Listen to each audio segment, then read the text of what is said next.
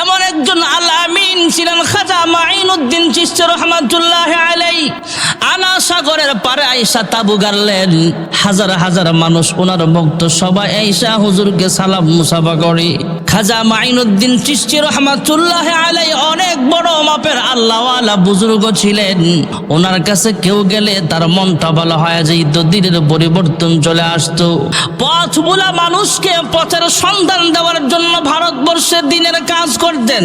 এই খবর বাদশার কাছে পৌঁছে গেলে বাদশা ডাক দিয়া বলে, দেশের যত প্রশাসনিক লোকেরা আছো তোমরা যাও, খাজা মাইনুদ্দিন চিশতি এবং খাজা মাইনুদ্দিন চিশতির দলবল যারা আছে সবার জন্য এই দেশের পানি, এই দেশের খাবার, এই দেশের নাস্তা, এই দেশের সব কিছু তাদের জন্য বন্ধ ঘোষণা করা হোক। আমি আপনাদের জিজ্ঞেস করে রিজিকের মালিক জোরে কোন কে? পানির মালিক কে? কিন্তু ভারতবর্ষের বাদশা হুজুরের জন্য খাবার বন্ধ করে দিয়েছে, পানি বন্ধ করে দিয়েছে, সাগরের পানি পর্যন্ত তাদের জন্য নিষিদ্ধ করা হলো। খাজা মাইনুদ্দিন চিশতির কানে কানে ওনার একজন খাদেম আয়েশা বলে, হুজুর, যেহেতু মুসলমানের সংখ্যা বেড়ে যাচ্ছে, কারণ খাজা মাইনুদ্দিন চিশতি লোকটা ছিলেন এমন যার চেহারার দিকে তাকায়া 90,000 হিন্দু কালেমা পড়ে মুসলমান হয়ে গেছে। এই খবর পৃথ্বীরাজের কানে পৌঁছিয়া গেলে তৎকালীন বাদশা পৃথ্বীরাজ যাকে বলা হতো,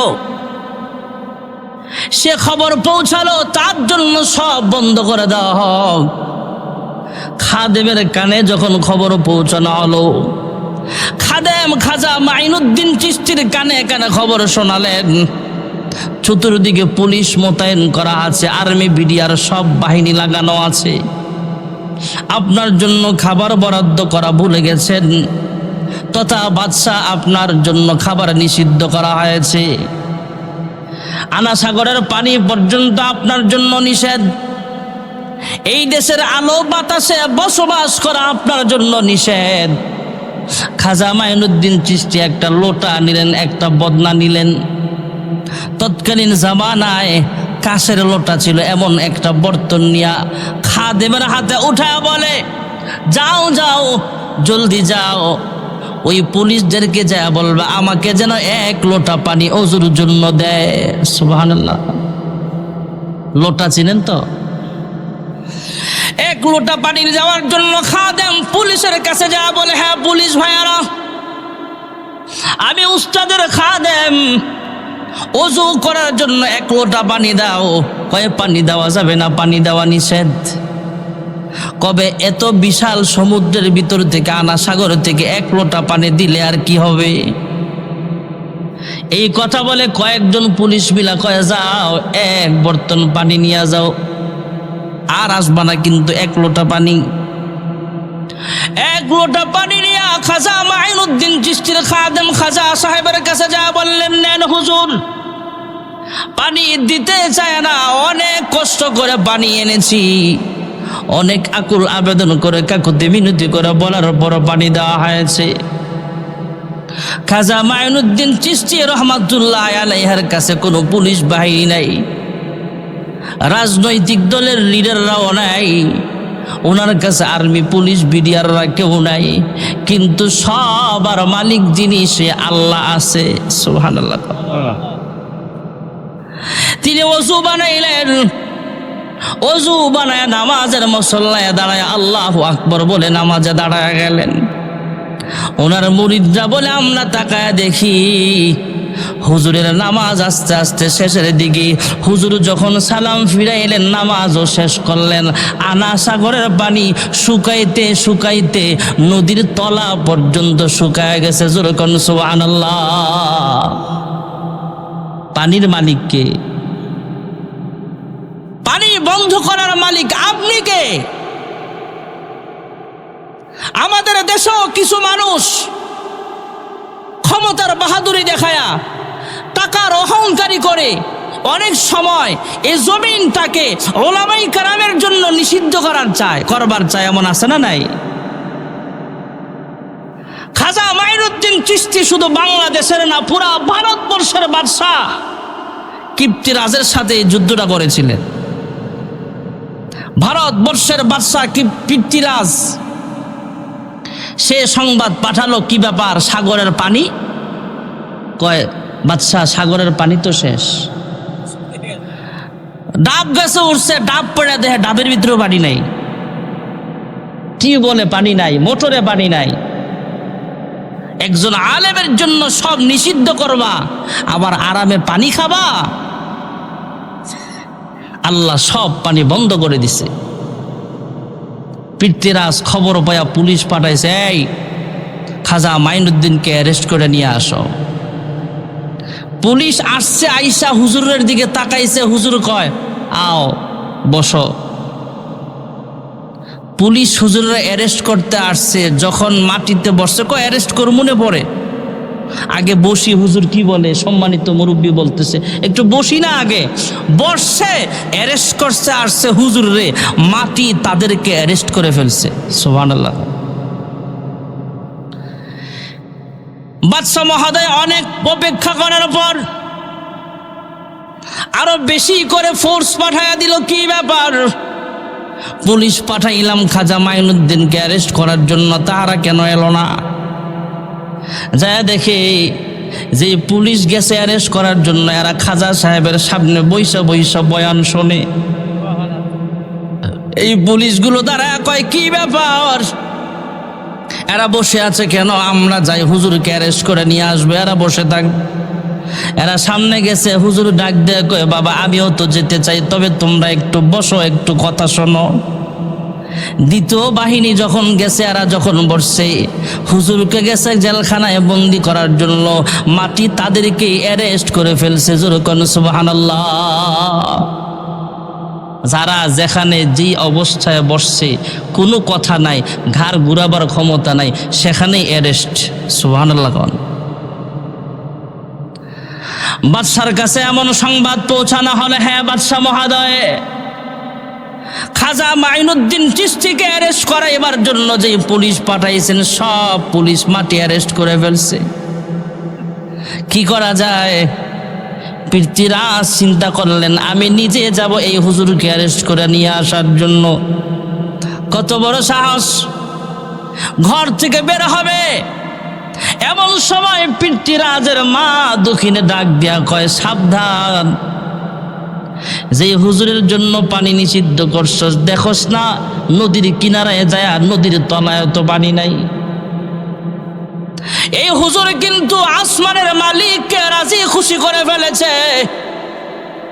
অতএব হে সন্তান, সাবধান, তুমি ভারতবর্ষের বাদশাহ হতে পারো, কিন্তু মুকুটবিহীন সম্রাট কিন্তু খাজা মাইনুদ্দিন। সুবহানাল্লাহ, সুবহানাল্লাহ। তুমি হয়তো দেশের বাদশাহ হতে পারো, কিন্তু তোমার কথাই কিন্তু নদীতে পানি উঠবে না। আর খাজা মাইনুদ্দিন চিশতি যতক্ষণ পর্যন্ত তোমাকে ক্ষমা না করবে, ততক্ষণ কিন্তু পানি আসবে না। মায়ের কথা মাথায় রাইখা ওই দেশের বাদশাহ পৃথ্বীরাজ এবার খাজা মাইনুদ্দিন চিশতির কাছে গেলেন। যা বলে, হ্যাঁ খাজা মাইনুদ্দিন চিশতি রে, আপনার কাছে মাফ চাই, ক্ষমা চাই, আমার ভুল হয়ে গেছে, অন্যায় হয়ে গেছে, আমি বুঝতে পারি নাই, আপনাকে চিনতে পারি নাই, আমাকে মাফ করে দেন, আর পানির ব্যবস্থা করে দেন। যেই পানি বদনা দিয়া লোটা দিয়া সাগর থেকে উঠায় আনছেন, সেই পানি আমাদেরকে ফেরত দেন। খাজা মাইনুদ্দিন চিশতি খাদেমকে ডাক দিয়ে কয়, খাদেম দেখতো পানি আছে কিনা। তাকায় দেখে ওযু করার পরও বর্তনের মধ্যে, লোটার মধ্যে অল্প একটু পানি আছে। খাজা মাইনুদ্দিন চিশতি ডাক দেয়া কয়, যাও যাও, এই পানিটা আনা সাগরের মধ্যে ঢেলে দাও। খাদেম ডাক দিয়া কয়, আমি যখন হুজুরের আদেশ মোতাবেক অবশিষ্ট ওযুর পানিটা বর্তনে যেটা ছিল, এই লোটার পানিটা নিয়া নদীর মধ্যে ঢাললাম, সাগরের মধ্যে ঢাললাম, সঙ্গে সঙ্গে তাকায় দেখি আনা সাগরের তলদেশ থেকে আস্তে আস্তে পানি উঠতে উঠতে আগের মতো ভরপুর হয়ে গেছে। যেরকম সুবহানাল্লাহ। অতএব সাবধান, দুর্নীতি করতে করতে, জুলুম করতে করতে যদি এমন একজন মুরব্বীর জুলুম করে ফেলেন, তাহলে কিন্তু পৃথ্বীরাজের মতো বাড়ে পড়ে যাইবেন। ঠিক না বে ঠিক জোরে বলেন। আজ থেকে 700 বছর আগের ঘটনা ভাইয়েরা আমার। মক্কার পাগল, মদিনার পাগল আব্দুর রহমান জামি রহমাতুল্লাহ আলাইহি মক্কায় গেলেন, আল্লাহর ঘর তওয়াফ করলেন, সাফা মারওয়া সাই করলেন, মাথা মুন্ডালেন। হজ্জের কার্যক্রম শেষ হওয়ার পর মক্কায় ঘুমায়, মক্কায় খায়, জমজমের পানি খায়। মদিনায় যাবেন, কিন্তু মদিনায় যেতে পারছে না। তার কারণ হলো মদিনার এত প্রেম ওনার অন্তরের ভিতরে। কি নিয়ে যাবে? বন্ধু, বন্ধুর বাড়িতে কিছু না কিছু নিয়ে যায়। আব্দুর রহমান জামি চিন্তা করলেন, আমি কি নিয়ে মদিনাতুল মুনাওয়ারায় যাব? আল্লাহর হাবিব রাহমাতুল লিল আলামিনের রওজা আতহারের সামনে কি হাদিয়া নিয়ে যাব? কয়েকদিন পর্যন্ত ঘুমায় না, খাওয়া দাওয়া ঠিক মতো নাই। রাত্র জাগরণ থেকে থেকে আল্লাহর বান্দা আল্লাহর হাবিবের নামে কবিতা লিখতেছে। সুবহানাল্লাহ। যখন অনেকগুলো কবিতা একত্রিত হলো, এই কবিতাগুলো নিয়ে আল্লাহর হাবিবের কাছে যাবেন। আব্দুর রহমান জামি রহমাতুল্লাহ আলাইহি মক্কা থেকে প্রায় 5 থেকে 550 কিলোমিটার দূর মদিনাতুল মুনাওয়ারা। মদিনায় যাবেন, আল্লাহর হাবিবের রওজা আতহারের সামনে যায় সালাম দিবেন, এবং এই কবিতাগুলো আল্লাহর হাবিবের রওজা আতহারের সামনে যায় হাদিয়া পেশ করবে। সুবহানাল্লাহ। কোন এদিক দিয়ে দু জাহানের সরদার রাহমাতুল লিল আলামিন মদিনা রাষ্ট্রের বাদশাহকে স্বপ্নে দেখায়, হে মদিনার বাদশাহ, মদিনার পাগল মদিনায় আসতেছে, তাকে কিন্তু আসতে দেওয়া যাবে না। আব্দুর রহমান জামি নামে একজন পাগল মদিনায় আসতে চায়, কর্রা নিরাপত্তার মাধ্যমে চতুর্দিকে পাহারাদারি লাগায়া দাও। কোনো ক্রমেই মক্কা থেকে আব্দুর রহমান জামি যেন মদিনায় ঢুকতে না পারে। মদিনাতুল মুনাওয়ারা ওই রাষ্ট্রের বাদশা যিনি ছিলেন, প্রথম দিন স্বপ্নে দেখার পরে মোটামুটি পাহারা লাগায়া দিলেন। প্রত্যেকটা স্টেশনে পুলিশকে মেসেজ দিয়া দিলেন, খবর পৌঁছায়া দিলেন। আব্দুর রহমান জামি নামে কোনো মানুষ পাসপোর্টওয়ালা বা আইডি কার্ডওয়ালা সে যেন ঢুকতে না পারে। তৎকালীন জামানায় ফিঙ্গারিংয়ের ব্যবস্থা ছিল না, তৎকালীন জামানায় চোখের ফিঙ্গারের ব্যবস্থা ছিল না, আঙ্গুরের ফিঙ্গারের ব্যবস্থা ছিল না। কি করবে, কেমনে চিনবে? দ্বিতীয় দিন আবার স্বপ্নে দেখায়, হে বাদশা এখনো তুমি ঘুমাও। আব্দুর রহমান জামি কিন্তু মদিনার পথে রওনা হয়ে গেছে। কোন ক্রমে যেন আব্দুর রহমান জামি মদিনায় ঢুকতে না পারে। তৃতীয় দিন আবার স্বপ্নে দেখাইলেন, হে মদিনার বাদশা, তোমাকে 2 দিন স্বপ্নে দেখানো হলো, এবার ভালোভাবে বলতেছি। আব্দুর রহমান জামি নামে যে লোকটা আছে সে কিন্তু মদিনার কাছাকাছি চলে আসছে, কোনোভাবেই যেন সে মদিনায় প্রবেশ করতে না পারে। এদিক দিয়ে আব্দুর রহমান জামি রহমাতুল্লাহ আলাইহি সংবাদ পাইলেন, যেহেতু বড় মদিনার পাগল, মক্কার পাগল, বড় একজন আল্লাহওয়ালা, তিনিও খবর পেয়ে গেলেন যে পাহারা বসায় দেওয়া হয়েছে। মদিনার আশপাশে যেদিক দিয়ে মক্কায় প্রবেশ পথ, প্রত্যেকটা পথে পথে নিরাপত্তা বাহিনী লাগায়া দেওয়া হয়েছে। আব্দুর রহমান জামি নামে যে লোকটা মক্কা থেকে আসতে চায় সে যেন মদিনার এরিয়ার ভিতরে ঢুকতে না পারে। চতুর্দিকে পাহারা বসায়া দিল। এই খবর আব্দুর রহমান জামির কানেও পৌঁছিয়া গেছে। আব্দুর রহমান জামি তিনিও নাছোড় বান্দা, তিনি বললেন, দেখি আমার কেমনে আটকায়, আমিও মক্কা থেকে মদিনায় হিজরত করেছি, যেহেতু আমি অবশ্যই মদিনায় ঢোকার চেষ্টা করব। হঠাৎ করে দেখলেন একটা বাণিজ্যিক কাফেলা মদিনার পথে রওনা। বাণিজ্যিক কাফেলার সর্দারের কাছে যা বললেন, নাও তোমাকে অনেকগুলো টাকা তোমাকে বকশিশ দিলাম। কয় আমাকে তুমি কেন বকশিশ দাও? কয় বিনিময়ে আমার একটা কাজ করতে হবে। কয় কি কাজ? কয় তোমার ব্যবসায়িক সামানা নিয়ে মদিনায় যাচ্ছ? কয় হ্যাঁ। ব্যবসায়িক সামানা বস্তায় ভর্তি করে মদিনায় যাচ্ছি।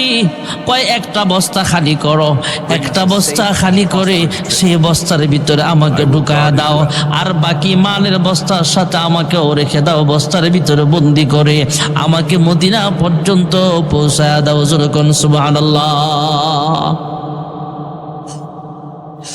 আব্দুর রহমান জামি মদিনায় অবশ্যই যাওয়ার চেষ্টা করছেন। এদিক দিয়ে মদিনার পুলিশ, আর্মি, র্যাব, ব্যাটালিয়ন বাহিনী সব দলবল নির্বিশেষে সবাই একত্রিত হয়ে ঠেকাও। সরকারি দলের যত লোক আছে সবাই মিলে আব্দুর রহমান জামিকে ঠেকায়া দিবে। মদিনাতুল মুনাওয়ারা থেকে মদিনার বাদশা আওয়াজ তুইলা দিছে, যে যেখানে পাও সেখান থেকে তাকে আটকায়া দিবা। আল্লাহর হাবিব 3 দিন আমাকে স্বপ্নে দেখাইছে আব্দুর রহমান জামি নাকি মদিনার বর্ডারের কাছাকাছি চলে আসছে, কোনোভাবে যেন সে মদিনার ভিতরে ঢুকতে না পারে। এবার চিরুনি অপারেশন শুরু করে দিল। যত মানুষ ঢুকে প্রত্যেকটা মানুষকে চেক করে, যত মালের গাড়ি ঢুকে প্রত্যেকটা মাল চেক করে, যত ব্যবসায়ী কাফেলা আছে সব বাহিনী, সব ব্যবসায়ী কাফেলাকে চেক করা হয়। চেক করতে করতে করতে করতে হঠাৎ করে পেয়ে গেলেন অনেক বস্তা আছে মালের, এর ভিতরে একটা বস্তার ভিতরে আব্দুর রহমান জামি লুকিয়ে আছে। যেরকম সুবহানাল্লাহ। Reveal yourself. আব্দুর রহমান জামির সাথে কোন রকম মদিনার বাদশা মোটামুটি খারাপ ব্যবহারই করেছেন, ভালো ব্যবহার করে নাই। কারণ বাদশা তো ক্ষমতার একটা আলাদা গরম আছে। সে ডাক দিয়া কয়, তুমি কেন মদিনায় ঢুকতে চাও?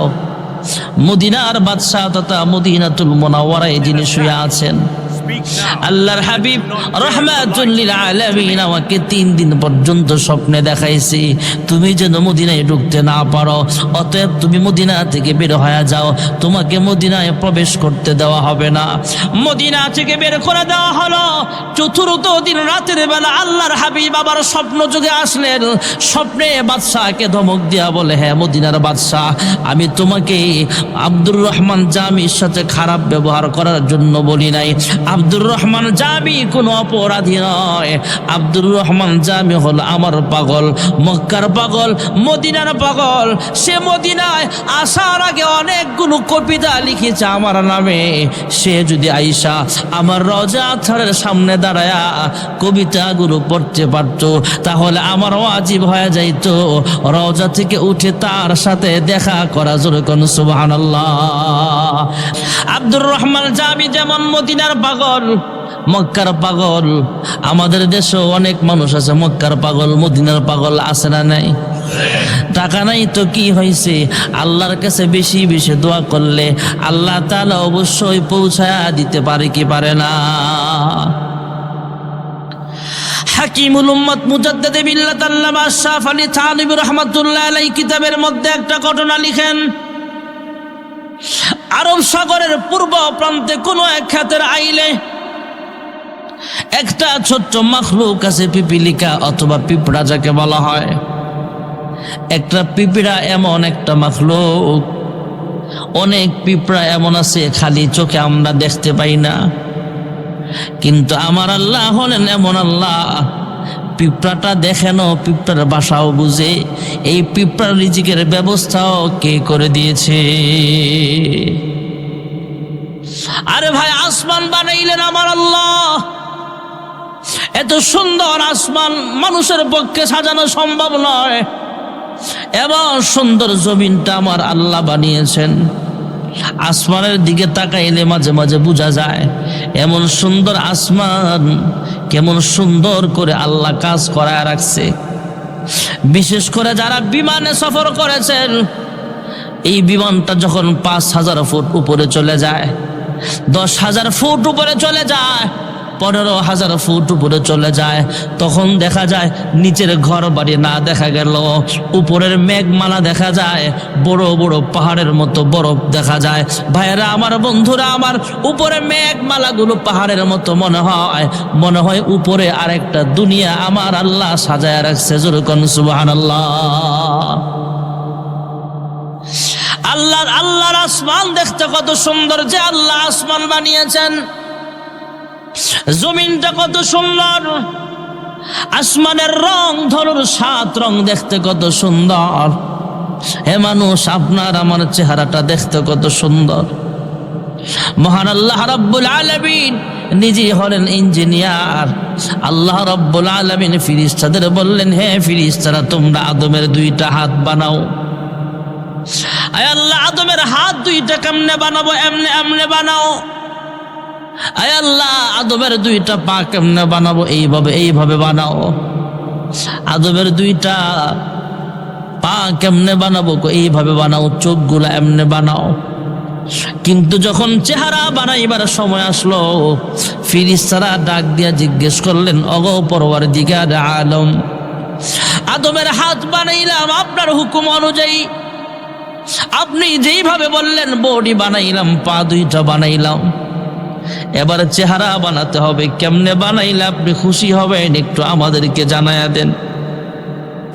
মহান আল্লাহ রাব্বুল আলামিন কুদরতি আওয়াজ দিয়া ডাক দিয়া কয়, হ্যাঁ ফেরেশতারা রে, আবার মহাব্বতের মাখলুক মানুষের চেহারা তোমরা বানাইলে হবে না, আমি আল্লাহ নিজ কুদরতি হাত দিয়ে আদমের চেহারা বানাবো। মহান আল্লাহ রাব্বুল আলামিন কুদরতি হাত দিয়া ডইলা ডইলা আদমের চেহারা বানালেন। এবার মহান আল্লাহ তাআলা 4টা কসম খেয়েছেন, ওয়াত্তিনি ওয়াজ্জাইতুন ওয়া তুরি সিনিন ওয়া হাদাল বালাদিল আমিন।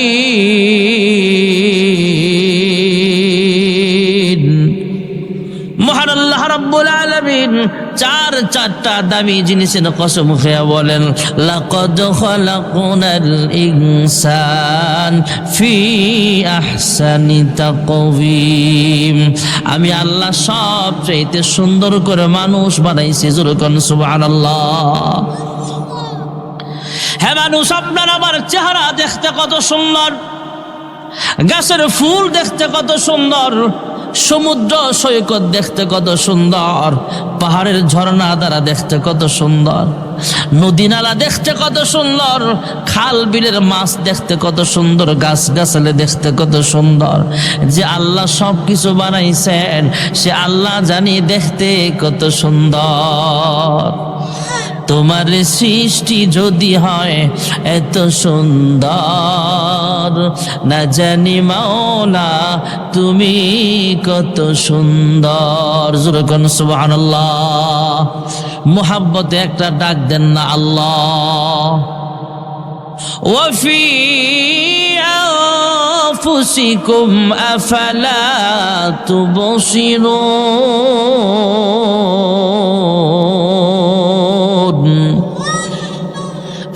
আমি যদি 3.5 হাত বডি নিয়ে চিন্তা করি তাহলে মালিকের তালাশ পাওয়া যায়। সুবহানাল্লাহ বলে। একটা চোখ, ছোট্ট একটা চোখ, ছোট্ট একটা জায়গায়, এর ভিতরে আল্লাহ কত পাওয়ার দিচ্ছে। একটা জিহ্বা দুনিয়াতে যত স্বাদ আছে সবগুলো স্বাদ সে প্রমাণ করতে পারে। এটা টক, এটা ঝাল, এটা হালকা টক, এটা হালকা ঝাল, এটা ঝাল বেশি, এটা মিষ্টি, এটা কররা মিষ্টি, এটা হালকা মিষ্টি, এটা তিতা, সব স্বাদ জিহ্বা বলে দিতে পারে। একটা মিটার, থার্মোমিটার কে বানাইছে? জিহ্বাটা গবেষণা করলেই তো আল্লাহকে পাওয়া যায়। যেই কথাটা বলতেছিলাম ভাইয়ারা আমার, আমরা তো বড় মাখলুক, আমাদের চাইতে বড় বড় মাখলুক আসেনি? ছোট আসেনি?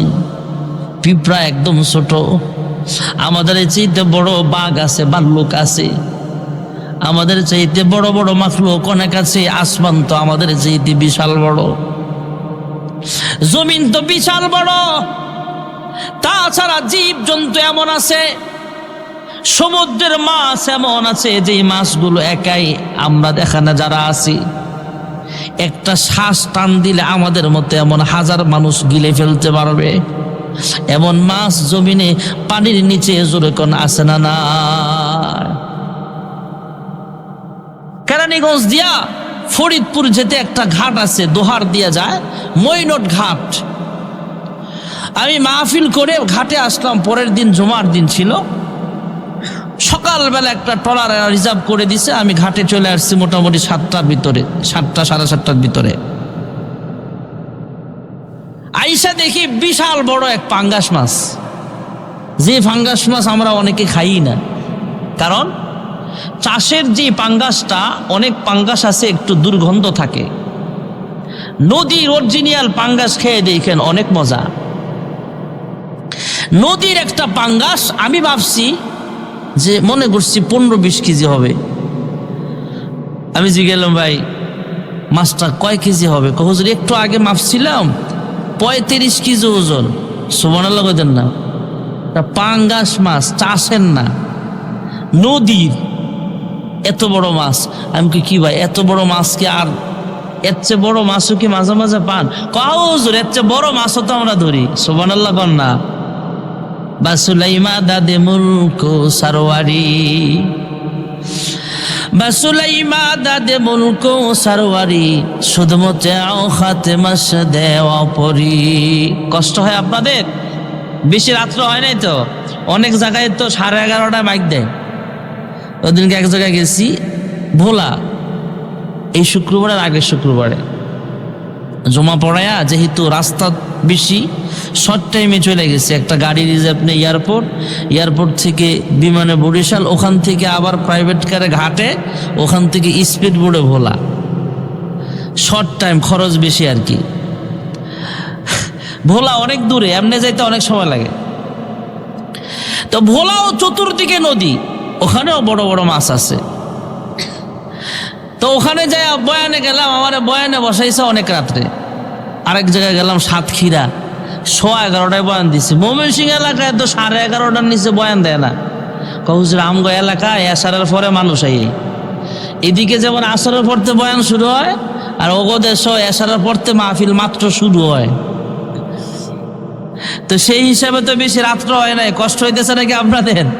বাসুলাইমা দাদে মুলক সারওয়ারি, বাসুলাইমা দাদে মুলক সারওয়ারি, শুধুমতে আও খাতে মাস দেওয়া পরি। বাদশা সুলাইমান পয়গম্বর আলাইহিস সালাম, পুরা পৃথিবীর এক গুচ্ছ রাজত্ব ছিল যার হাতে, একচ্ছত্র রাজত্ব, তথা একাই তিনি পুরা পৃথিবীর বাদশা, একাই ছিলেন। সুবহানাল্লাহ কোন? গোটা দুনিয়ার বাদশা আল্লাহ কয়েকজনকে বানাইছেন, এক নম্বরে হলো বাদশা সুলাইমান। বাদশা সুলাইমান পয়গম্বর আলাইহিস সালাতু ওয়াস সালাম একদিন আল্লাহর কাছে দোয়া করে, ওগো পরওয়ারদিগার আলম, আমাকে আপনি এমন রাজত্ব দান করেছেন, কিয়ামত পর্যন্ত অন্য কাউকে আপনি এমন রাজত্ব দিবেন না। এমন সুন্দর রাজত্ব দেওয়ার কারণে আমি আপনার কাছে শুকরিয়া আদায় করবার চাই। কিভাবে চাও? কই যত মাখলুক খাবার খায়, সব মাখলুককে আমি একদিন খাবার খাওয়াবো, দাওয়াত দিমু। সুবহানাল্লাহ না? আমরা খুশি হইয়া মানুষকে দাওয়াত দিয়ে খাওয়াই, খুশিতে খাওয়াই। বাদশা সুলাইমান বলতেছে, আমার এত বড় রাজত্ব আপনি দিছেন, আমিও শুকরিয়া টান সব মাখলুককে একবেলা খাওয়াবো। সুবহানাল্লাহ কোন? প্রথম বলে একদিন খানা খাওয়াবো। আল্লাহ ডাক দেয়া বলে, হে বাদশা সুলাইমান, তুমি ঠিক আছো, রাজা বাদশা, তোমার আমি আল্লাহ বানাইছি, বাদশাহী দান করেছি, কিন্তু রিজিকের রশি কিন্তু আমি আল্লাহর হাতে, রিজিকের মালিক কিন্তু তোমরা নও। রিজিকের মালিক জোরে বলেন একমাত্র কি? গ্রামে একটা মানুষ, আমি সব এলাকায় না, কিছু কিছু এলাকায় দেখি একটা কথা খুব বলে, রিজিকের নাম রাজ্জাক, রিজিকের নাম রাজ্জাক, তথা রিজিক দেন ওনার নাম কি? রিজিক দে রাজ্জাক। ইন্নাল্লাহা হুয়ার রাজ্জাকু যুল কুওয়াতিল মাতিন।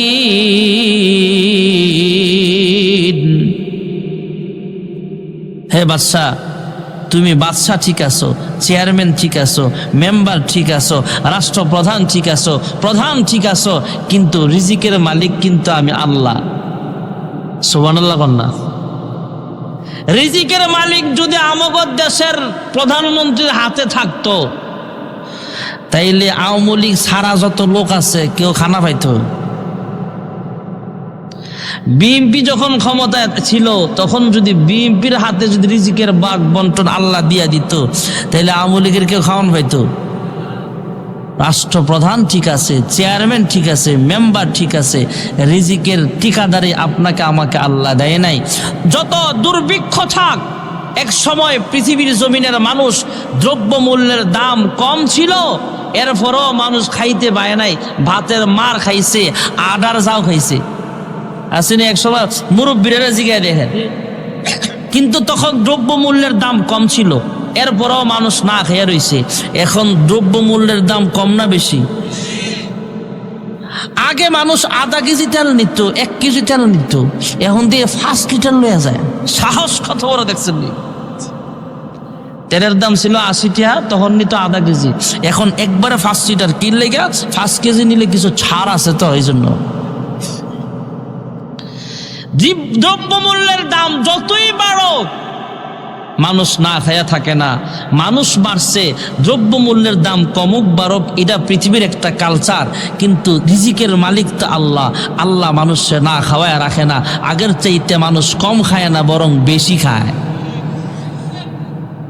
না খায়া মরছে মানুষ আগে, এখন খায়া মরে। বেশি খাইতে খাইতে ডায়াবেটিস হয়, প্রেসার হয়। রিজিকের মালিক কে? হ্যাঁ বাদশা সুলাইমান, তোমাকে রিজিকের ঠিকাদারে আমি আল্লাহ দেই নাই, রিজিকের মালিক আমি আল্লাহ। বাদশা সুলাইমান ডাক দেয়া বলে, আল্লাহ এরপরও এক বেলা খাওয়ার অনুমতি দেন। কয় তুমি পারবা না, তারপরও তোমাকে দিলাম, অনুমতি দিলাম, যা পারলে খাওয়াও। বাদশা সুলাইমান পয়গম্বর আলাইহিস সালাম মানুষ দিয়া নয়, শক্তিশালী জিন জাতি কিনিয়া খাবার পরিবেশন করবে। নদীর কিনারায় বড় বড় পাতিলার ভিতরে রান্না করে পাতিলা ভরে যখন রেখে দেয়, মহান আল্লাহ পাতিলা গুলোর হটপট বানায় দিছে, ফ্রিজ বানায় দিছে, নষ্ট হয় না, গরমটা ঠান্ডাও হয় না। যেরকম সুবহানাল্লাহ। মাসের পর মাস খাবার রান্না করার পরে এক সময় বাদশা সুলাইমান তিনিও যেহেতু একজন মানুষ, তিনি আন্দাজ করতে পারলেন যত মাখলুকাতের মেহমানদারি করব এই খাবার হয়ে যাবে। আল্লাহর কাছে অনুমতি চাই, আল্লাহ কোন মাখলুককে আগে খাওয়াবো, মানুষকে না জিনকে, নাকি অন্য কোন মাখলুককে আগে খাওয়াবো? আল্লাহ ডাক দিয়া কয়, যেখানে খাবার রান্না করেছ এর আশপাশে যারা আছে তাদেরকে আগে খাওয়াও। সুবহানাল্লাহ। না, সমুদ্রের কিনারায় যদি রান্না হয়ে থাকে তাহলে সমুদ্রে কারা আছে? জোরে কন না। বাদশা সুলাইমান ডাক দিয়া কয়, হে সাগরের মাছ, তোমরা খাবার খাইতে আসো। আমাদের মানুষের মতো পারাপারি করে নাই। বড় বড় মুরব্বী মাছেরা ডাক দিয়া কয়, যা সবাই না যাস, একজন দুধ পাঠায়া দাও, খবর নিয়ে আইবা কেমন রান্না হয়েছে, স্বাদ কেমন হয়েছে। তুমিও পেট ভরে খাইয়া আসবা, খবরটাও নিয়ে আসবা। যদি খাবার মজা হয় তাহলে যাবো, নাইলে ঘুমায়া থাকবো। সুবহানাল্লাহ। না, আমরা মানুষ তো বিরিয়ানির প্যাকেট আনতে গিয়া, চামচ নাই, আমরা তো বিরিয়ানির প্যাকেট আনতে যাইয়া পারাপারি কইরা হাত ভেঙ্গেলা পা ভেঙ্গেলা। কয়েক বছর আগে জাকাতের কাপড় আনতে গিয়ে একজন মারা গেছে পাওয়ার তলে বইরা। আর মাছেরা এত হাহুতাশ করে না, এরা ডাক দিয়া কয়, খবর নিয়ে আয়, রান্না কেমন হয়েছে। সুবহানাল্লাহ। না, সব মাছ যায় নাই, বড় কোনো মাছও যায় নাই, ছোট্ট একটা মাছ পাঠায় দিছে, যাও তুমি খাবার খেয়ে আসবা। রান্নার স্বাদ কেমন হয়েছে, খাবার সেই খবরটাও নিয়ে আসবা। আয়োজনটা কেমন, আমরা গেলে আমাদের পেট ভরে খাবার দিতে পারবে কিনা সেটাও দেখে এসো। সুবহানাল্লাহ। না, ছোট্ট একটা মাছ পাঠায় দিলেন, যদিও ছোট, এদের ভিতরে হয়তো ছোট, কিন্তু মাছটা ছিল অনেক বড়। আইসা সমুদ্রের কিনারায় বাদশা সুলাইমানকে সালাম দেয়া বলে, হ্যাঁ বাদশা সুলাইমান, এক বেলা খাবার নাকি তুমি দাওয়াত দিয়েছ আমাদেরকে, তাই আল্লাহর পক্ষ থেকে বাজেট বন্ধ। সুবহানাল্লাহ। তোমার দাওয়াতে অংশগ্রহণ করার জন্য আমি আইছিলাম, বিসমিল্লাহ করে খাবার দেওয়া শুরু করো। বাদশা সুলাইমান পয়গম্বর জিন শাহিদারকে ডাক দেয়া বলে, যাও খাবার দাও। জিন শাহিদাররা যখন বড় বড় পাতিলার ভিতরে বড় বড় চামচ দিয়া খাবার দেয়, বাদশা সুলাইমান মাছের মুখ দেখা ডাক দিয়া কয়, কিসের চামচ দিয়া দেশ? পাতিলা থেকে সরাসরি ঢাল। সুবহানাল্লাহ কন্যা, কি এর সামিজ দা দেশ? সামিজে তুলাইব দেওস না, কত বড় মুখ। সুবহানাল্লাহ কন্যা। বিয়া বাড়ি দেখবেন কিছু মানুষ খাওয়াইয়া এমন পাওয়া যায়, মাছের মতো না হোক, মোটামুটি 3-4 টেবিলে মিল্লা এক প্লেট বা মানে এক বল গুস্ত শেষ করতে পারে না। আর কিছু পোলা পানের আলাদা বসেই খাবারের লেগা, এই গুস্ত লইও। শাহিদারে দেখে বল খালি, এই কি খাবার দিচ্ছে, তাড়াতাড়ি আরেকটা আনো। এখন আছে না নাই? বাদশা সুলাইমান আমদাজ বুইলা ফেলছে, ডাক দিয়া কয়, হ্যাঁ শাহিদার, চামচ দিয়ে লাভ নাই, পাতিলা ঢালো। পাতিলা থেকে সরাসরি ডালতেছে, খাবার ডালতেছে, কয় আর এক পাতিল দে। এমন দিতে দিতে দিতে দিতে তাকা দেখে বাদশা সুলাইমান, তাকায় দেখলেন সব পাতিলা দিলেও তারপরও মাছটা ঠোঁট যে এইভাবে ছড়াইছে, একসাথে করে না। সুবহানাল্লাহ করেন না? এই যে ঠোঁট খুলছে, হা এমনই করেছে। বাদশা সুলাইমান ডাক দিয়া কয়, কি রে মাছ, এতগুলো খাবার দিলাম, তুই এখনো মুখ ঠোঁট একসাথে করস না কেন? এখনো হা করে তাকায় আসত। মাছ ডাক দিয়া কয়, হে বাদশা সুলাইমান, যা খাবার দিছো এটা এখনো পাইবে আছে, পেটে যায় নাই। বা সুলাইমা দাদে মুলক সারওয়ারি, বাসুলাইমা দাদে মুলক সারওয়ারি, সুদমতে আও খাতে মাস দেওয়া পরি। বাদশা সুলাইমান সেজদায় পড়ে আল্লাহর কাছে কান্দে, এ আল্লাহ, তুমি কেমন মাছ বানাইলা গো খোদা, যেই মাছ ডাক দিয়া কয়, হে বাদশা সুলাইমান, তুমি আমাকে দাওয়াত দিয়েছো, এখনো আমাকে পেট ভরে খাবার খাওয়াইতে পারো নাই, আমি কিন্তু আল্লাহর কাছে বিচারে দিব। আল্লাহ গো, বাদশা সুলাইমান দাওয়াত দিয়া ঠিক মতো খাওয়ান দেয় নাই। সুবহানাল্লাহ কন্যা।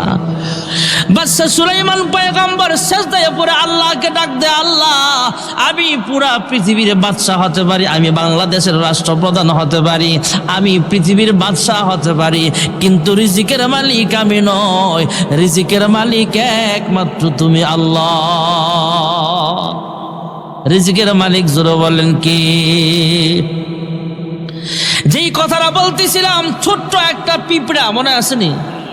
ছোট্ট একটা মাখলুক, অনেক পিঁপড়া আছে আমরা খালি চোখে দেখতে পাই না। এই পিঁপড়াটারও জবান দিয়েছেন আল্লাহ, খাবারের মতো শক্তিও দিয়েছেন আল্লাহ। এই পিঁপড়ারও কিন্তু পেট আছে, এই পিঁপড়ার খাবার লোড করার জন্য মুখ আছে, আবার খাবার আনলোড করার মতো আল্লাহ তাআলা সেই অঙ্গ প্রত্যঙ্গ তাকে দান করেছেন। হাত আছে, 5 হাতার মতো ক্যাপাসিটি আছে, 2টা চোখও আল্লাহ দিয়েছে, যদিও আমরা তাকে দেখি না, কিন্তু এটাও একটা মাখলুক। এই ছোট্ট পিঁপড়ার রিজিকের মালিকটাও কিন্তু কে? আরব সাগরের পূর্ব প্রান্তে কোনো এক পিপিলিকা ক্ষেতের আইলের মধ্যে দাঁড়ায় বলে, হে আল্লাহ, হজ্জের মৌসুম চলতেছে, পৃথিবীর বিভিন্ন জায়গা থেকে তোমার দাওয়াতি মেহমানগণ আল্লাহর ঘরে যাবে। লাব্বাইক লাব্বাইক বলে বলে তোমার ঘরে হাজিরা দেওয়ার জন্য যায়। আমি পিঁপড়া হলে কি হবে, আমারও মন চায় 2টা চোখ দিয়া তোমার ঘর দেখতে। সুবহানাল্লাহ জোরে কয় না রে? দোয়া করে কে? পিঁপড়া। দোয়া করে কে? পিঁপড়ায় দোয়া করে, আল্লাহ, মানুষ চায় তোমার ঘর তওয়াফ করতে, আমি একটা পিঁপড়া, কিন্তু আমার মন চায় 2টা নয়ন দিয়া 2টা চোখ দিয়া তোমার ঘর দেখবো। সাহেল সে লাগা দে মুঝে ইশকো কো সফিনা, साहिल से लगा दे मुझे इश्कों को सफीना, दिखला दे मुझे मंजर मक्का ও মদিনা। হাকিমুল উম্মত লিখেন, পিঁপড়ার জবান আল্লাহ খুলে দিলেন। পিঁপড়া ডাক দেয়া বলে, আল্লাহ, আমি 2টা চোখ দিয়া তোমার ঘর দেখতে চাই। আরব সাগরের পূর্ব প্রান্ত থেকে পশ্চিম প্রান্ত অনেক বড় জায়গা। আল্লাহ রাব্বুল আলামিন মক্কাতুল মুকাররমায় অনেক কবুতর আছে, যেখানে কবুতরের মাঠও বলা হয়, এমন মাঠও আছে যেখানে হাজার হাজার কবুতর দেখা যায়। কবুতরের মধ্যে আল্লাহ তাআলা একটা কবুতর পাঠায় দিলেন, হ্যাঁ কবুতর যাও যাও পূর্ব প্রান্তে যাও, উঠতে উঠতে নির্দিষ্ট জায়গায় যায় তুমি ল্যান্ড করবা, নামবা। আরব সাগরের উপর দিয়া উঠতে উঠতে কবুতর, এই কবুতরটা উঠতে উঠতে নির্দিষ্ট একটা ক্ষেতের আইল তথা ক্ষেতের লাইল, যেই জমিনের পাশে পিঁপড়াটা হাঁটাহাঁটি করতেছে আর আল্লাহর কাছে দোয়া করতেছে মক্কায় যাবে, ওই ক্ষেতের আইলের মধ্যে এই কবুতরটা যখন ল্যান্ড করছে, নামছে, বাংলাদেশ এয়ারপোর্টে যেমন সৌদি আরব থেকে আরবিয়া, সৌদি আরবিয়ার যেমন বিমানগুলো বড় বড় বিমান ল্যান্ড করে আমাদেরকে নেবার জন্য, হজ্জের সফরে নেবার জন্য, আল্লাহ তাআলা ইব্রাকে নেওয়ার জন্য একটা কবুতর পাঠায় দিলেন। কবুতরটা ক্ষেতের আইলের মধ্যে যখন ল্যান্ড করলেন, এবার মহান আল্লাহ তাআলা পিঁপড়াকে ডাক দিয়া কয়, হে পিঁপড়া, তোমার সামনে যে কবুতরটা আছে এটা কিন্তু সাধারণ কোনো কবুতর নয়, এটা কিন্তু বাইতুল্লাহ শরীফের কবুতর।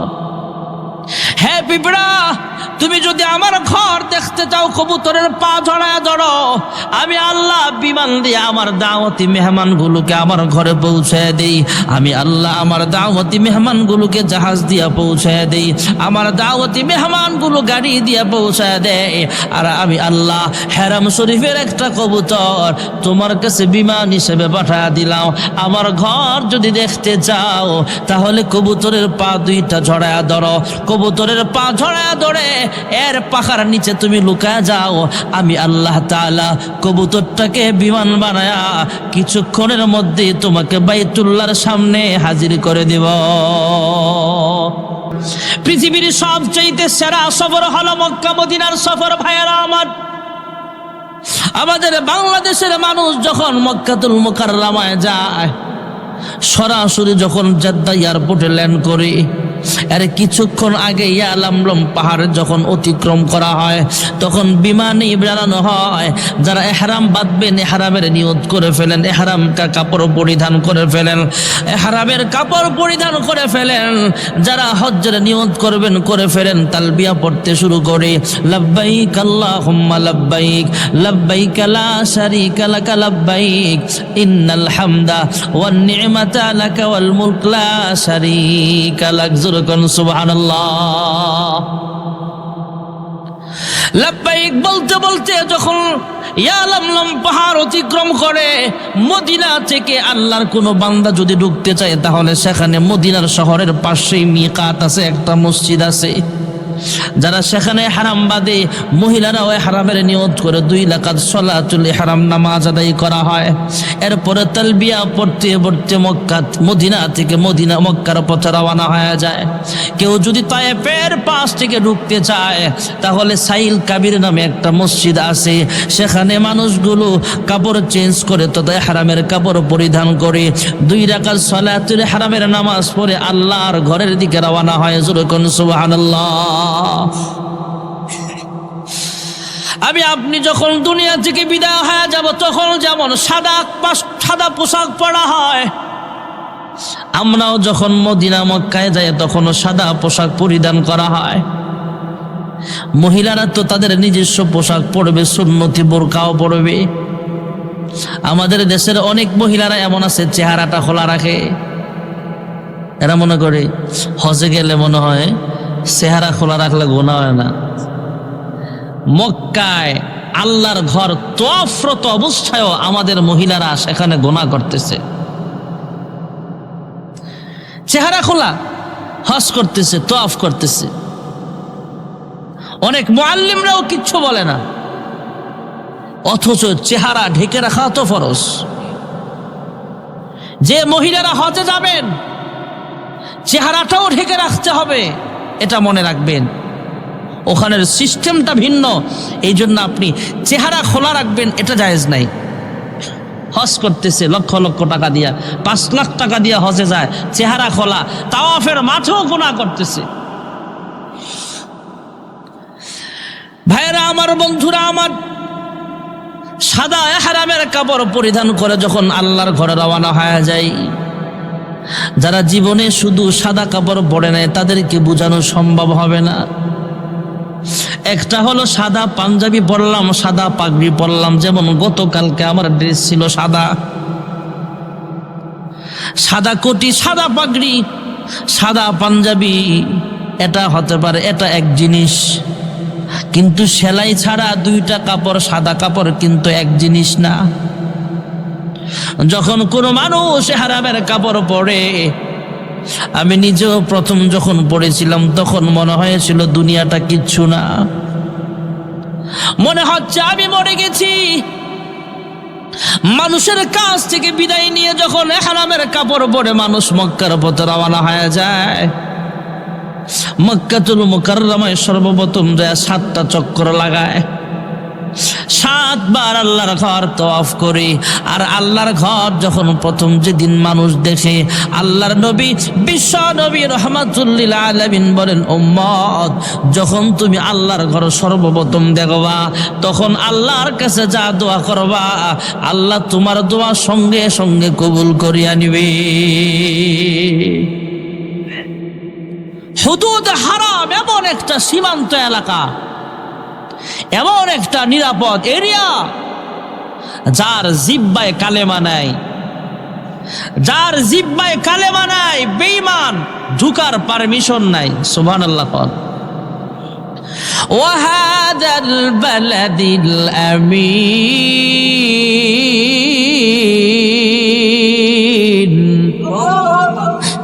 এটা একটা নিরাপদ শহর ভাইয়েরা আমার। যারা বেঈমান তাদের ঢুকার কোনো পারমিশন নাই, যারা ঢুকবে এটা শুধু মুসলমানদের এরিয়া, সেখানে বেঈমান ঢুকতে পারবি না। দুনিয়ার মধ্যে বড় বড় আশ্রম আছে, মন্দির আছে, গ্রাসরি যায় দেখলাম বিশাল বড় একটা মূর্তি বানায় রাখছে, কোটি কোটি টাকা খরচ করে একটা মূর্তি বানানোর পিছনে। কোটি টাকা দামের মূর্তি হতে পারে, কিন্তু সেখানে এই কথা লেখার সাহস নাই যে মূর্তি পূজক ছাড়া অন্য মানুষ ঢুকার পারমিশন নাই, এই কথা লেখা নাই। ভারতে বড় বড় মূর্তির আশ্রম আছে, গির্জা আছে, কোথাও এই কথা লেখা নাই হিন্দু ছাড়া কেউ ঢুকবে না। একমাত্র মুসলমানদের সবচেয়ে বড় কলিজা মুসলমান হুদুদে হারামের চতুর্পাশে সাইনবোর্ড লাগায়া দিছে, যার জিহ্বায় কালেমা নাই, বেঈমানের জন্য আল্লাহর ঘরের এরিয়ায় ঢুকার পারমিশন নাই। যেরকম সুবহানাল্লাহ। জেদ্দায় বসবাস করে স্বামী আর স্ত্রী, রাতের বেলা একজন আরেকজনকে ডাক দেয়া বলে, হ্যাঁ স্বামী আমার। দুজন হিন্দু, একজন স্বামী আরেকজন স্ত্রী। বেঈমান মূর্তি পূজক দুইজন একজনকে আরেকজনে ডাক দেয়া কয়, হ্যাঁ স্বামী আমরা বেঈমান হতে পারি, কিন্তু যেহেতু মক্কার কাছাকাছি এলাকায় আমরা থাকি, মক্কা থেকে সর্বোচ্চ 100 কিলোমিটার হবে জেদ্দা, এত কাছে আমাদের বসবাস, আমাদের মন চায় মক্কাতুল মুকাররমাটা এক নজর দেখতে। জোরে কোন সুবহানাল্লাহ। মুসলমান না হিন্দু?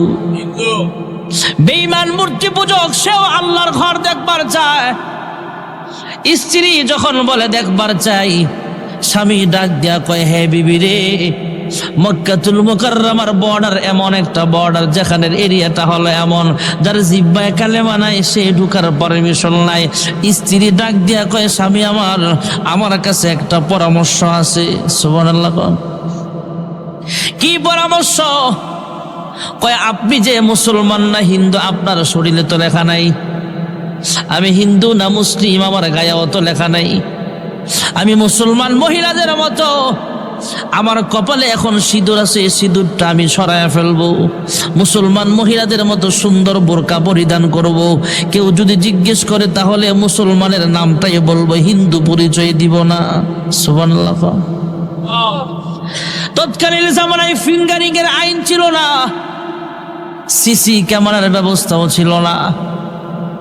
স্বামী আর স্ত্রী একজন আরেকজনকে ডাক দিয়া কয়, এইভাবে যদি আমরা ঢুকি, আপনি আমার স্বামী যেহেতু পুরুষ মানুষ, আপনিও মুসলমানদের মতো ইহরামের কাপড় পরিধান করে মুসলমানের নাম ধারণ করেন। কেউ জিজ্ঞেস করলে মুসলমানের নাম বলবেন, আমিও মুসলমান মহিলাদের মতো চলাফেরা করব, দুজন মক্কায় যাব, যদিও আমরা হিন্দু, তারপরও আল্লাহর ঘর দেখবার চাই। যেরকম সুবহানাল্লাহ।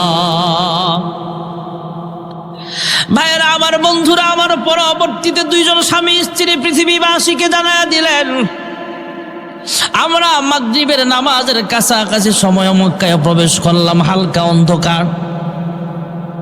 মাগরিবের আগে বা পরে যখন মক্কার ভিতরে আমরা ঢুকলাম, মানুষের ভিড় একটু কম ছিল। আমরা যখন মক্কার এরিয়ায় ঢুকলাম, আমাদের প্রথম নজরটা যখন আল্লাহর ঘরে পড়েছে, আমাদেরকে কেউ তাশকিল করে নাই, আমাদেরকে কেউ দাওয়াত দেয় নাই। আমরা শুধু ইহরামের কাপড় পরলাম, মুসলমান মহিলাদের মতো পোশাক পরলাম, মুসলমানের নাম ধারণ করলাম, আল্লাহর ঘর দেখার উদ্দেশ্যে আল্লাহর ঘর খানায় কাবার সামনে গেলাম। আল্লাহর ঘর আমাদের চোখে পড়ার সঙ্গে সঙ্গে আমাদের দিল থেকে জবান দিয়ে বের হয়ে গেছে, লা ইলাহা ইল্লাল্লাহু।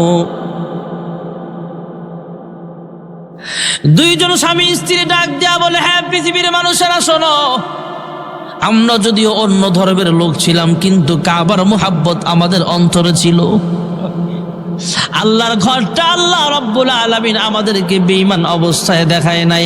আল্লাহ তাআলা আমাদেরকে মুসলমান বানায়া তারপরে কাবার সামনে হাজির করেছে। জোরে কোন সুবহানাল্লাহ। কাবাটা হলো এমন কাবা, সর্বপ্রথম কেউ দোয়া করলে আল্লাহ তাআলা দোয়া কবুল করে। আল্লাহর ঘরের সামনে যায় যদি কেউ আল্লাহর ঘরের দিকে তাকায় থাকে, তার আমল নামায়ও আল্লাহ সওয়াব লিখে দিবে। জোরে কোন সুবহানাল্লাহ। কোনো আমল করে নাই, নামাজও পড়ে নাই, তোয়াফও করে না, জিকির আজকারও করে না, শুধু ঈমানি অবস্থায় একজন মুসলমান আল্লাহর ঘরের দিকে তাকায়া আছে, তার আমল নামায়ও ফেরেশতারা সব লিখতে থাকবে। জোরে কোন সুবহানাল্লাহ। আর আপনাদের এই মসজিদ বাইতুন নাজাত জামে মসজিদ, এটাও কাবার নমুনায় অংশ। সুবহানাল্লাহ। হাসরের দিন কাবা শরীফও জান্নাতে যাবে, এই মসজিদটা রাইখা যাবে না, এটাও যাবে। সুবহানাল্লাহ বলেন। সপ্তাহে একটা দিন আছে জুমার দিন। জুমার দিনের দাম আছে না নাই? আছে। কেউ যদি নিজের ঘর থেকে অজু বানায়া সুন্দর পোশাক পরে আতর মেখে জুমার নামাজের উদ্দেশ্যে রওনা হয় মসজিদের দিকে, সে যেন ইহরামের কাপড় পরে বাইতুল্লাহর সফরে রওনা হয়েছে। জুমার দিনের দাম আসেনি? ভাইরা আমার, বন্ধুরা আমার, আপনাদের এই মসজিদে আল্লাহর কোনো বান্দা বান্দি যদি এক রাকাত নামাজ আদায় করে, মহান আল্লাহ রাব্বুল আলামিন তার আমল নামায় ঘরে নামাজ পড়লে যে সওয়াব হতো এর চাইতে 500 গুণ বাড়ায়া 500 রাকাতের সওয়াব লিখিয়া দিবে। এখন বলবেন, হুজুর মা মহিলারা তো আর মসজিদে আসে না, এদের কি হবে?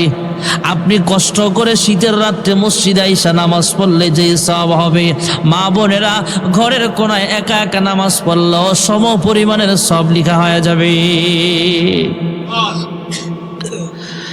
আল্লাহর কোন বান্দা বান্দি যদি বাইতুল মুকাদ্দাসে এক রাকাত নামাজ আদায় করে, সুবহানাল্লাযী আসরা বিআবদিহি লাইলাম মিনাল মাসজিদিল হারাম মিনাল মাসজিদিল হারাম ইলাল মাসজিদিল আকসা الذي باركنا حوله لنريه من آياتنا إنه هو السميع البصير।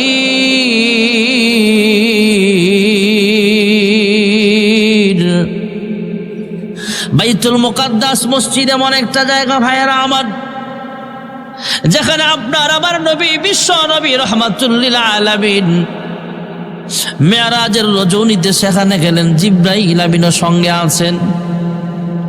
বাইতুল মুকাদ্দাসে ঢুকলেন, তাকায়া দেখেন আদম থেকে ঈসা রূহুল্লাহ আলাইহিমুস সালাম পর্যন্ত সমস্ত নবীরা সেখানে আছেন।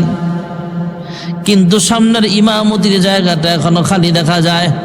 জিবরাইল আমিন পয়গম্বরের কানে কানে শোনায়া দিলেন, ওগো আল্লাহর হাবিব, আদম থেকে ঈসা নবী পর্যন্ত সমস্ত নবীদেরকে মহান আল্লাহ রব্বুল আলামিন বাইতুল মুকাদ্দাসে একত্রিত করেছেন আপনার ইমামতিতে 2 রাকাত নামাজ আদায় করার জন্য।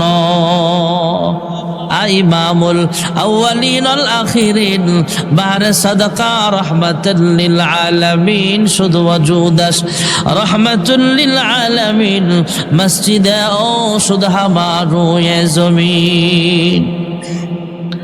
যেই মসজিদে সমস্ত নবীরা নামাজ আদায় করেছিলেন সেই মসজিদের নাম বাইতুল মুকাদ্দাস। এই মসজিদে আকসায় আল্লাহর কোন বান্দা বান্দি যদি 1 রাকাত নামাজ আদায় করে তার আমল নামায় 25,000 রাকাতের সব লেখা হয়ে যাবে। সুবহানাল্লাহ কন্যাকে আর জোরে কন। আল্লাহর কোন বান্দা যদি মসজিদে নববীতে নামাজ আদায় করে, যেই মসজিদের পাশে শুয়ে আছেন আল্লাহর হাবিব দু জাহানের সরদার রাহমাতুল লিল আলামিন, আল্লাহর হাবিবের পাশে শুয়ে আছেন আবু বকর সিদ্দিক, পাশে শুয়ে আছেন হযরত ওমর ইবনুল খাত্তাব রাদিয়াল্লাহু তাআলা আনহু। 2 সাথীকে পাশে নিয়ে হায় ঘুমিয়ে আছেন নিঝুম নিরালায়, সারা দাও রাসূলুল্লাহ রওজা পাকের কিনারে। আল্লাহর হাবিব যেখানে শুয়ে আছেন এর পাশে যে মসজিদে নববী আছে সেই মসজিদে নববীর দাম অনেক ভাইয়েরা আমার। মসজিদে নববীতে আল্লাহর কোন বান্দা বান্দি যদি 1 রাকাত নামাজ আদায় করে তার আমল নামায় মহান আল্লাহ রাব্বুল আলামিন 50,000 রাকাতের সওয়াব লিখিয়া দিবে। মক্কাতুল মুকাররমা, মদিনাতুল মুনাওয়ারা, মদিনার মসজিদ থেকে একটু দূরে কয়েক কিলোমিটার দূরে একটা মসজিদ আছে, মসজিদে কুবা। আল্লাহর হাবিব রাহমাতুল লিল আলামিন মদিনায় হিজরত করার পরে যে গোত্রের মাঝে সর্বপ্রথম অবস্থান করেছিল, যেখানে মদিনার সর্বপ্রথম মসজিদ বানানো হয়েছিল, সেই মসজিদের নাম হলো মসজিদে কুবা। দু জাহানের সরদার হুজরা খানা থেকে ওযু বানায়া মসজিদে কুবায় যায় কয়েকদিন পর পর সেখানে যাইতেন এবং সেখানে 2 রাকাত নামাজ আদায় করতেন। আর হাদিস শরীফে আল্লাহর হাবিব জানায়া দিলেন, হ্যাঁ উম্মত, কিয়ামত পর্যন্ত আমার কোন উম্মত যদি এই মসজিদে আইসা 2 রাকাত নামাজ আদায় করতে পারো, তোমার আমল নামায় মহান আল্লাহ তাআলা একটা কবুল উমরা করার সওয়াব লিখিয়া দিবে। এটা যেমন একটা জামে মসজিদ। আল্লাহর হাবিব রাহমাতুল লিল আলামিন মক্কা ছেড়ে মদিনায় হিজরত করার পর সর্বপ্রথম প্রায় 100 সাহাবায়ে কেরামদের নিয়ে একটা মসজিদে জুমা আদায় করেছিলেন, যে মসজিদের নাম বর্তমানে মসজিদে জুমা। সুবহানাল্লাহ। ওই মসজিদের দাম আল্লাহর কাছে অনেক বেশি। আরেকটা মসজিদ আছে, মসজিদে সাবা মাসানি বলা হয়। খন্দকের যুদ্ধে 7 ভাগে সাহাবায়ে কেরাম 7 জায়গায় পরিশ্রম করেছিল। ওই 7টা মসজিদের নামে একটা বিশাল বড় মসজিদ বানানো হয়েছে, সাবা মাসানি। আর একটা মসজিদ আছে মদিনায়, মসজিদে জিল কাবলাতাইন, 2 কাবলাওয়ালা মসজিদ। সুবহানাল্লাহ বলেন। আল্লাহর হাবিব রাহমাতুল লিল আলামিন মক্কা থেকে মদিনায় যাওয়ার পর আল্লাহর হুকুমে অনেক দিন পর্যন্ত বাইতুল মুকাদ্দাসকে কিবলা বানায়া নামাজ পড়ে, কিন্তু কখন জানি আল্লাহ আবার হুকুম করবে মক্কাকে কিবলা বানাতে। সেই আশা মনের ভিতরে আছে, সেই আশা প্রতীক্ষায় আছে, আল্লাহর হাবিব অপেক্ষায় আছে। মক্কার জন্য মন কান্দে। একদিন আসরের নামাজের সময় নামাজ পড়তেছিলেন, পাশে সাহাবায়ে কেরামও ছিলেন। সাহাবায়ে আজমাইন মুসল্লি, আল্লাহর হাবিব হলেন ইমাম। আসরের নামাজের ফরজ জোরে বলেন কয় রাকাত? কয় রাকাত? 2 রাকাত শেষ। আর কয় রাকাত আছে? 2 রাকাত নামাজ আদায় করে ফেলেছিল ইমাম সাহেব মুসল্লিদেরকে নিয়ে। আর 2 রাকাত বাকি আছে। এমন সময় ফাওয়াল্লি ওয়াজহাকা শাতরাল মসজিদিল হারাম, আল্লাহ রাব্বুল আলামিন জিবরাইল আমিনকে পাঠিয়ে দিলেন। নামাজের ভিতরে 2 রাকাত নামাজ আদায় করেছিলেন বাইতুল মুকাদ্দাসকে কিবলা বানায়া। জিবরাইল আমিন 2 রাকাত নামাজ আদায় করার পরে জিবরাইল আমিনের আগমন, আয়েশা আল্লাহর হাবিবের সিনাটা ঘুরাইয়া দিয়া বলে, বাকি 2 রাকাত পড়বেন আল্লাহর ঘর তথা খানায় কাবা বাইতুল্লাহকে কিবলা বানায়া। জোরে কোন সুবহানাল্লাহ। ওই মসজিদের নাম জুল কিবলাতাইন। ভাইয়েরা আমার, মসজিদে নামাজ পড়ে সাহাবায়ে কেরাম বের হয়ে গেলেন। এদিকে যায় কিছু লোক, এদিক যায় কিছু লোক, কারণ সব মসজিদে একসাথে জামাত হয় না। আল্লাহর হাবিবের পিছনে যারা নামাজ পড়েছে মসজিদে জুল কিবলাতাইন, এরা যখন নামাজ শেষ করে বের হয়েছে, অন্যান্য মসজিদের পাশ দিয়া যখন যায়, আওয়াজ শুনতে পায় মুসল্লিরা এখন নামাজ পড়তেছে ইমামের নেতৃত্বে। বিভিন্ন মসজিদে আলাদা আলাদা, যেহেতু ইমাম নামাজের টাইমটাও ভিন্ন হয়, হয়তো এই মসজিদে আগে পড়ে ফেলেছে, অন্য মসজিদে পরে জামাত চলতেছে। যায় যখন দেখে এখনো পর্যন্ত সেই মুসল্লিরা বাইতুল মুকাদ্দাসকে কিবলা বানায়া নামাজ পড়তেছে, ইমামতিতে নামাজ পড়তেছে ইমাম সাহেব আর মুসল্লিরা। আর সাহাবায়ে কেরাম যারা আল্লাহর হাবিবের পিছনে 2 রাকাত নামাজ পড়েছেন বাইতুল মুকাদ্দাসকে কিবলা বানায়া, এরপরে আল্লাহর হুকুম জারি হয়ে গেলে বাকি 2 রাকাত পড়েছেন বাইতুল্লাহ শরীফকে কিবলা বানায়া। এরা যখন রাস্তা দিয়া যায় জোরে জোরে আওয়াজ করে বলে, হ্যাঁ ইমাম সাহেব, হ্যাঁ মুসল্লিরা, আল্লাহ তাআলা কিবলা ঘুরাইয়া দিছে, আমরা 2 রাকাত পড়েছি বাইতুল্লাহ শরীফকে কিবলা বানায়া, পরের 2 রাকাত তোমরাও কিবলা ঘুরায় নাও। যেখানে যেখানে সাহাবায়ে কেরাম আওয়াজ করে বলেছে, সঙ্গে সঙ্গে সব মসজিদের কিবলা পরিবর্তন করে বাইতুল্লাহকে কিবলা বানায়া ফেলছে। জোরে কোন সুবহানাল্লাহ। যেই মসজিদটাতে কিবলা পরিবর্তন হয়েছিল সেই মসজিদের নাম মসজিদে জুল কিবলাতাইন, তথা 2 কিবলাওয়ালা। যারা গেছেন অবশ্যই দেখেছেন। আল্লাহ সবাইরে যাওয়ার তৌফিক দাও। জোরে কোন আমিন। যারা যাবেন দেখবেন এখানে একদিকে মেহরাব, সেখানে 2 দিকে মেহরাব, একটা বাইতুল মুকাদ্দাস, একটা বাইতুল্লাহর দিকে। সুবহানাল্লাহ। জোরে কোন। ভাইয়েরা আমার, বন্ধুরা আমার, আরেকটা মসজিদ হলো খানায়ে কাবা। যেই কথাটা প্রথমেই বলেছিলাম, আমরা মুসলমান পশ্চিম দিকে ফিরা নামাজ পড়ি, বললেও পশ্চিম দিকে চেহারাটা থাকে। এটা হলো বাইতুল্লাহ কিবলা যাকে বলা হয়, কাবা যাকে বলা হয়। সরাসরি সামনে রাইখা সেখানে যদি আল্লাহর কোনো বান্দা বান্দি নামাজ পড়ে, ঘরে পড়লে যেই সওয়াব, মসজিদে পড়লে সওয়াব বেশি, বাইতুল মুকাদ্দাসে আরো বেশি, বাইতুল তথা মদিনাতুল মুনাওয়ারায় আরো বেশি সওয়াব। আর আল্লাহর কোনো বান্দা বান্দি সরাসরি কাবাকে সামনে রেখে যদি 1 রাকাত নামাজ আদায় করে, মহান আল্লাহ রব্বুল আলামিন তার আমল নামায় 1 লক্ষ রাকাতের সওয়াব জমা করে দিবে। সাহেল সে লাগা দে মুঝে ইশক কো সফিনা, साहिल से लगा दे मुझे इश्क को सफीना, दिखला दे मुझे मज़ार मक्का ও মদিনা। আল্লাহ সবাইকে যাওয়ার তৌফিক দাও। জোরে কোন আমিন। এই মসজিদের দরকার, জোরে কোন আছে না নাই? আল্লাহর ঘর, এই বাইতুন নাজাত জামে মসজিদ, কেউ উঠবেন না, দোয়া হয়ে যাবে। দোয়ার আগে কেউ আসেননি, অল্প সময়ের ভিতরে যে হুজুর আমি মসজিদে কিছু টাকা দিলাম, কালেকশন তো আলহামদুলিল্লাহ প্রতি বছরই হয়। কামা বারাকতা আলা ইব্রাহিম ওয়া আলা আলি ইব্রাহিম ইন্নাকা হামিদুম মাজিদ। দোয়া হয়ে যাক। হুজুররা আপনি দোয়া করেন, মুরব্বী আপনি দোয়া করেন। ভাই টাকা টুকা পরে গনতে পারবেন না, হিসাব দেওয়া লাগে না? না, তাইলে পরে গইনেন, দোয়া হয়ে যাক। আপনারা কেউ দোয়া করেন। আলহামদুলিল্লাহি রাব্বিল আলামিন, والصلاة والسلام على أشرف الأنبياء والمرسلين وعلى آله وأصحابه أجمعين.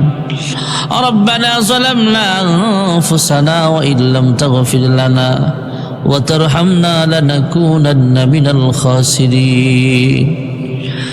ইয়া রাব্বাল আলামিন, ইয়া আকরামাল আকরামিন, গো মালিক, গভীর রজনীতে তাহাজ্জুদের সময় কাছাকাছি চলে আসছে। আমরা কতিপয় গুনাহগার তোমার শাহী দরবারে দুইটা হাত উঠায়া দিলাম। আয় আল্লাহ, যা কিছু আলোচনা হয়েছে ভুল ভ্রান্তি মার্জনা করে আর হাদিয়া লক্ষ কোটি গুণ বাড়াইয়া বিশ্ব নবীর রওজা ছাড় সোনার মদিনায় সবুজ রঙের গম্বুজের নিচে পৌঁছিয়ে দাও।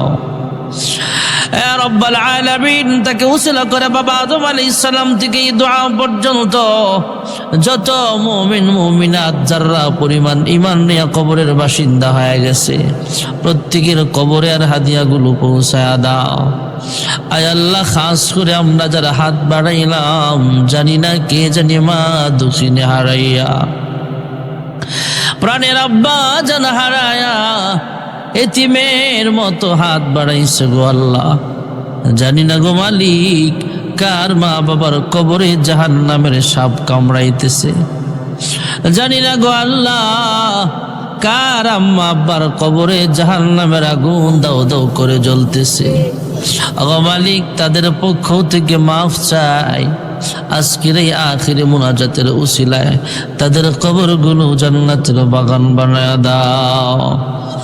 রব্বির হামহুমা কামা রব্বায়ানি সগীরা। আয় আল্লাহ, যারা টাকা দিয়া পয়সা দিয়া সুপরামর্শ দিয়া এমন জান্নাতের বাগানের আয়োজন করেছে প্রত্যেকের মনের নেক আশাগুলো পূরণ করে দাও। আয় আল্লাহ, এই মসজিদ সহ পৃথিবীতে যত মসজিদ মাদ্রাসা আছে শিক্ষা প্রতিষ্ঠান আছে সমস্ত হাজাত তুমি গাইবী খাজানা থেকে পূরণ করিয়া দাও। আমাদের সকলকে 5 ওয়াক্ত নামাজি বানাও। মা বোনদেরকে পর্দা নিশিনা আবেদা জাহেদা সালেহা বানায়া দাও। অনেক ছেলে মেয়ে আছে বিবাহের উপযুক্ত, আয় আল্লাহ তুমি নেককার পাত্র পাত্রের ব্যবস্থা করিয়া দাও। আয় আল্লাহ, অনেকের বিবাহ হয়েছে কিন্তু সন্তান হয় না। ওগো মালিক, তুমি সন্তান দেওয়ার মালিক। আয় আল্লাহ, নেক সন্তানের বাবা মা হিসেবে কবুল করিয়া নাও। আমাদের প্রত্যেক